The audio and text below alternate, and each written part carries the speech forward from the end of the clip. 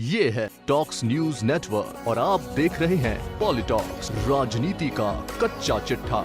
मध्य प्रदेश में इस साल चुनावी साल है और साल के आखिरी में विधानसभा चुनाव होने जा रहे हैं। सूबे के मौजूदा मुख्यमंत्री शिवराज सिंह चौहान लंबे समय से प्रदेश में भारतीय जनता पार्टी का चेहरा रहे हैं और सीएम फेस भी। लेकिन अब बीजेपी अगले विधानसभा चुनावों के लिए नया सीएम फेस तलाश कर रही है। वजह स्पष्ट है कि पिछले विधानसभा चुनावों में बीजेपी की स्पष्ट उम्मीदों के विपरीत कांग्रेस ने जनता का बहुमत हासिल कर सरकार बनाने में कामयाबी हासिल की। अगर ज्योतिरादित्य सिंधिया ने कांग्रेस को धोखा देकर बीजेपी से हाथ न मिलाया होता तो शायद बीजेपी फिर से सत्ता हथियाने में कामयाब न हो पाती। यही वजह है कि अब बीजेपी आलाकमान शिवराज सिंह को फिर से सत्ता की कुर्सी पर बैठाने से ज्यादा इच्छुक नहीं है।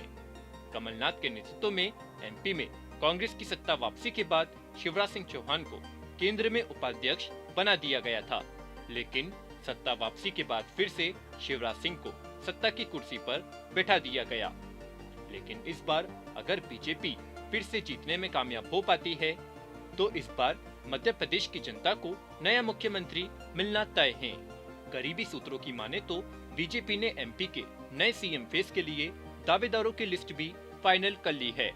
सूची में 3 नाम सबसे आगे चल रहे हैं, जिसमें केंद्रीय मंत्री नरेंद्र सिंह तोमर, बीजेपी के राष्ट्रीय महासचिव कैलाश विजयवर्गीय और केंद्रीय मंत्री ज्योतिरादित्य सिंधिया शामिल है।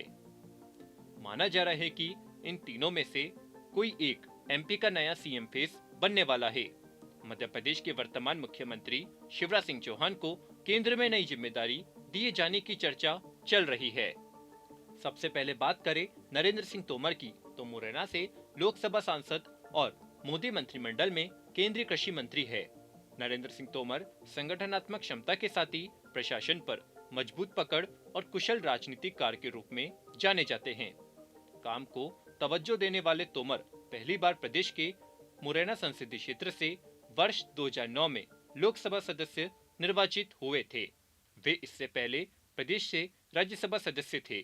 नरेंद्र सिंह तोमर पीएम मोदी के विश्वास पात्र है और शिवराज सिंह चौहान की विरासत पाने वाले दावेदारों में सबसे प्रबल उम्मीदवार है। गृह मंत्री अमित शाह का भी तोमर पर खासा प्रभाव है। एमपी से संबंध रखने वाले और राष्ट्रीय राजनीति में सक्रिय भागीदारी होने के चलते वे सीएम बनने की दौड़ में सबसे आगे चल रहे हैं। वहीं दूसरा नाम है बीजेपी के राष्ट्रीय महासचिव कैलाश विजयवर्गीय। राज्य की राजनीति में विजयवर्गीय को बीजेपी एवं हिंदुत्व का एक फायरब्रांड नेता माना जाता है। इससे पहले उन्हें बंगाल विधानसभा चुनावों से पहले भी बड़ी जिम्मेदारी सौंपी गई थी। फिलहाल उन्हें मध्य प्रदेश, छत्तीसगढ़, राजस्थान, तेलंगाना और मिजोरम की राजनीतिक फीडबैक विंग की जिम्मेदारी सौंपी गई है। इन सभी राज्यों में इसी साल विधानसभा चुनाव होने हैं।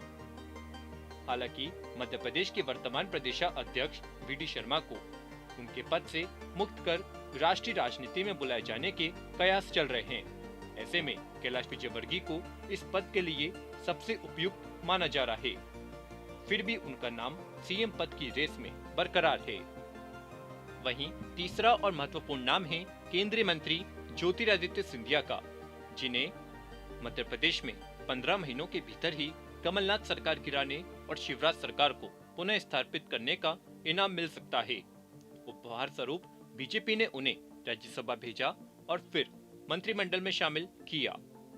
सिंधिया भी अपने आप को जल्दी से जल्दी बीजेपी की आबो हवा में ढालने की जी तोड़ कोशिश कर रहे हैं। वक्त बेवक्त सिंधिया कांग्रेस और कांग्रेस विचारधारा पर सवाल उठाते नजर आते हैं। साथ ही साथ पीएम मोदी और बीजेपी का हर समय बचाव करते हुए दिखते हैं। ऐसे में सिंधिया को भी मध्य प्रदेश के नए सीएम की दौड़ में शामिल किया जा रहा है। तो वहीं शिवराज सिंह को राष्ट्रीय राजनीति में कोई बड़ी जिम्मेदारी दी जा सकती है। करीबी सूत्र बताते हैं कि शिवराज सिंह का नाम बीजेपी के राष्ट्रीय अध्यक्ष पद की दौड़ में चल रहा है। शिवराज सिंह बीजेपी के पुराने नेता है और मोदी शाह के करीबी भी है। उन्हें काफी पहले राष्ट्रीय राजनीति में आने का न्योता दिया गया था, लेकिन शिवराज सिंह ने स्थानीय राजनीति को तवज्जो देते हुए इसके लिए मना कर दिया था। जब 2018 के मध्य प्रदेश विधानसभा चुनावों में बीजेपी को मात मिली तभी से शिवराज सिंह को राष्ट्रीय स्तर पर जिम्मेदारी देने की संभावना चल रही थी। विधानसभा चुनाव में हार के बाद उन्हें राष्ट्रीय उपाध्यक्ष बनाया गया था, लेकिन 15 महीनों के बाद सत्ता हासिल होते हुए उन्हें फिर से मुख्यमंत्री बना दिया गया। अब ये लगने लगा है कि शिवराज सिंह को अब राज्य की राजनीति छोड़कर राष्ट्रीय राजनीति में बुलाने का आलाकमान के फैसले को खुद शिवराज सिंह चौहान भी टाल नहीं पाएंगे। पॉलिटॉक्स ब्यूरो, भोपाल। ये है टॉक्स न्यूज नेटवर्क और आप देख रहे हैं पॉलिटॉक्स, राजनीति का कच्चा चिट्ठा।